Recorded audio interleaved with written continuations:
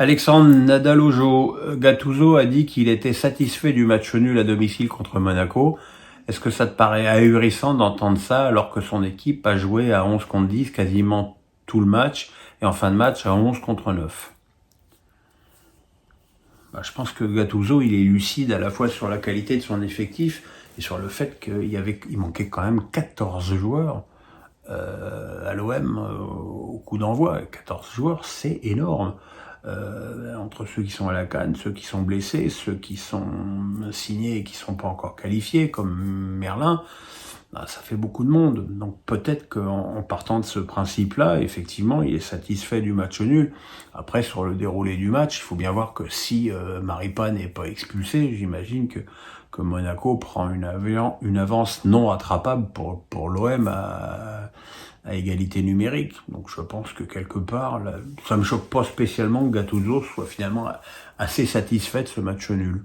Jean-Claude Daudruy me dit tu as beaucoup critiqué l'arbitrage des matchs de samedi. Plus globalement, quel bilan fais-tu à mi-saison des nouvelles directives données en début de saison, notamment sur la volonté de moins siffler les petites fautes? Vois-tu une réelle progression de nos arbitres? Alors, si on parle de moins siffler les petites fautes, Turpin, hier au Parc des Princes, a fait l'exacte démonstration inverse, où il a tout sifflé, tout mis les cartons à tout le monde, partout, sans aucun discernement, aucune psychologie. Enfin, Turpin et la psychologie, ça fait 12. Non, ça progresse pas. De toute façon, on le sait, hein, les résolutions de l'été, qu'elles soient en termes de sévérité accrue ou de cette fois-ci de laisser plus le jeu se dérouler, elles ne durent qu'un temps et c'est comme aussi au début de la saison, on devait avoir des arrêts de jeu beaucoup plus conséquents, puis finalement on s'aperçoit qu'on est revenu entre 2 et 4 minutes comme d'habitude.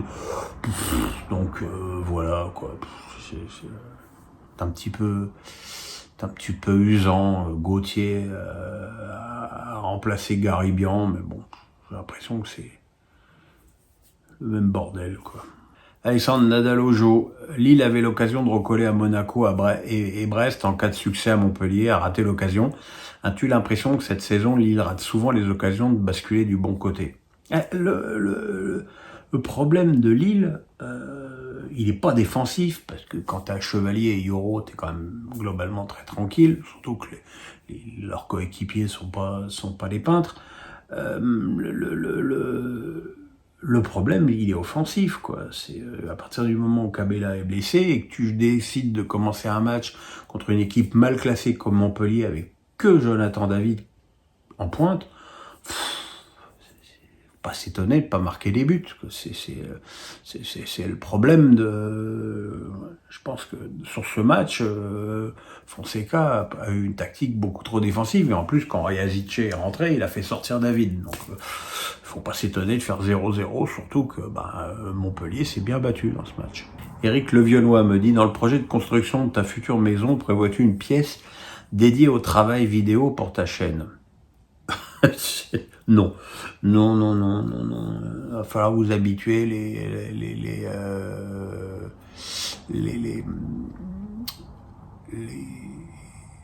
Mes vidéos, elles sont comme elles sont. J'ai jamais eu la prétention d'être un grand technicien du web. Je vais pas vous coller des fonds verts, des décos, des éclairages. Voilà, moi je fais ça avec mon trépied, mon téléphone, mon canapé. Mes chiens, quand ils veulent bien se mettre à l'antenne, là, vous voyez, hop, il est là. Et l'autre, il est là. Voilà. Non, je pense que les gens qui me suivent, ils sont plus là pour ce que je dis que pour ce qu'ils voient, puisque le problème, c'est qu'il y a ma tronche. Voilà, donc non, pas de vidéo. Alors moi, j'avais dans mon ancienne maison, et je les récupérerai évidemment dans le déménagement, les maillots qui m'ont été dédicacés lors de ma greffe par le PSG, Monaco et l'équipe de France. Par contre, j'aurai moins de murs dans ma nouvelle maison, donc je ne sais pas si si je pourrais m'en servir pour faire mes vidéos. Enfin, de toute façon, les travaux, il y en a pour 1 an, donc il va falloir encore vous habituer à voir ma haie, mon radiateur, et mon canapé, et mes tutous. Guilhem Père me dit: es-tu inquiet par le nombre de joueurs de l'équipe de France blessés? Non, parce que c'est pas des graves blessures et qu'au contraire, que Coman soit blessé là pendant 2 mois, ça va lui permettre de souffler, de récupérer de l'énergie. Il reviendra certainement avec plus de punch que s'il avait joué encore pendant 2 mois presque tous les matchs avec le Bayern. Voilà, de toute façon, on le sait, encore une fois, un tournoi comme une Coupe du Monde, comme un Euro, comme une CAN, c'est la photographie d'un mois de compète.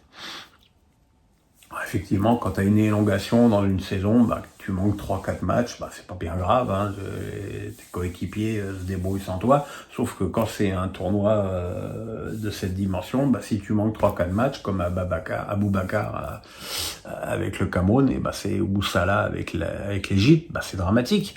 Mais voilà, c'est aussi la loi du genre. Alex Nissa du 06, Lyon défait à domicile par Rennes, a encaissé 3 buts vendredi soir. Comment Lyon va pouvoir se sauver avec une défense apathique et aussi lente et une équipe qui n'a ni mental ni caractère quand ça va mal dans un match? T'as raison. Mais je suis très étonné que malgré le gros recrutement fait et envisagé encore par le club lyonnais, il n'y a pas eu un défenseur. Mis à part le Brésilien qui n'a pas joué 1 minute en Ligue 1 depuis qu'il est là. Je suis pas du tout certain que Matic apporte grand chose à ce dispositif, parce que c'est une équipe qui manque avant tout de...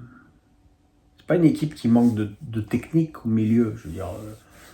Tolisso, Cacré, ils savent faire une passe, mais ça manque de vitesse, ça manque de puissance, et c'est 2 secteurs où Matic n'apportera rien, ni vitesse ni puissance. Après, ils ont l'air de vouloir empiler des ailiers, puisque après Nouama, Fofana, maintenant ils veulent encore Danjuma. Je sais pas s'ils vont jouer avec 12 ailiers. J'avoue que j'ai énormément de mal à comprendre où veut en venir l'OL avec son recrutement. Johnny Domar me dit: crois-tu qu'on puisse avoir une victoire surprise à la CAN, une sélection comme le Cap-Vert qui pratique un beau jeu, ou l'Angola par exemple?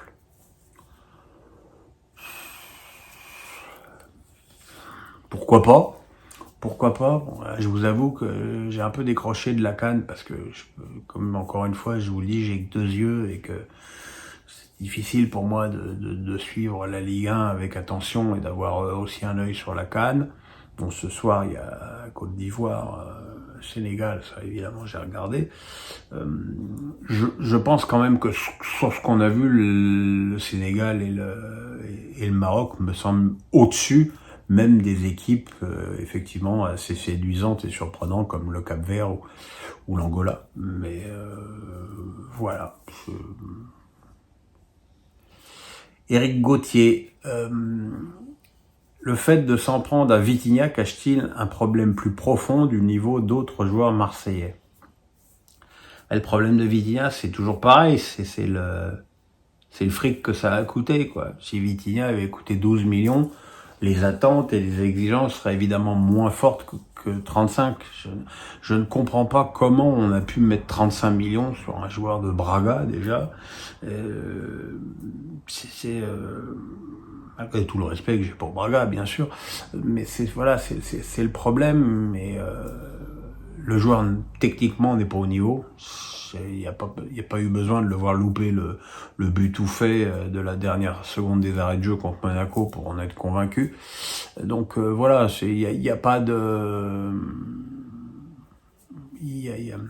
Je suis persuadé, et ça fait un moment qu'il n'y arrivera jamais, Après, effectivement, il y a d'autres joueurs qui sont extrêmement déficients, notamment en attaque à l'OM, que ce soit Sarr et Ndiaye, qui vont peut-être se refaire un peu la cerise avec la CAN. Correa, qui malgré les 14 absents, était même pas titulaire hier samedi contre Monaco. Donc non, Vitinha n'est pas l'unique problème de l'OM, mais c'est un problème à 35 patates surtout. Éric Gauthier encore. Faut-il finalement arriver à ce que Lyon se débarrasse ou joue sans Cherki? Le coach peut-il le faire vu le niveau de son effectif? Quand tu as un joueur qui apporte rien, s'en débarrasser n'est pas, ne devrait pas être un souci. Le problème, c'est que tant au niveau du rendement qu'au niveau de ses stats, Cherki fait une saison catastrophique. Après, il est mis aussi à beaucoup de sauces. Là, il jouait deuxième pointe, on l'a mis numéro 10, on l'a mis sur un côté. Or, il semble que ce joueur n'ait des capacités à éclore qu'en position de numéro 10. Donc voilà, c'est le souci. Après, je pense qu'il y a un vrai souci même pas physique, parce que je pense que ce garçon travaille sérieusement, mais je pense qu'il y a un problème d'humilité. Je pense que le problème, c'est que Cherki se croit beaucoup plus fort et beaucoup plus au-dessus que ce qu'il est vraiment. Et qu'il a, avec un peu plus d'humilité, peut-être qu'il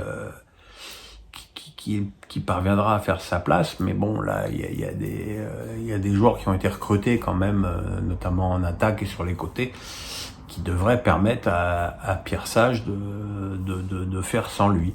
Voilà, ça finit pour cette semaine. Vous voyez qu'il fait un peu soleil, donc on va aller profiter du beau temps. Le pouce, on s'abonne. Merci à tous. Portez-vous bien. La suite, on fera certainement un petit bilan de la CAN après les 8e de finale. Bye bye.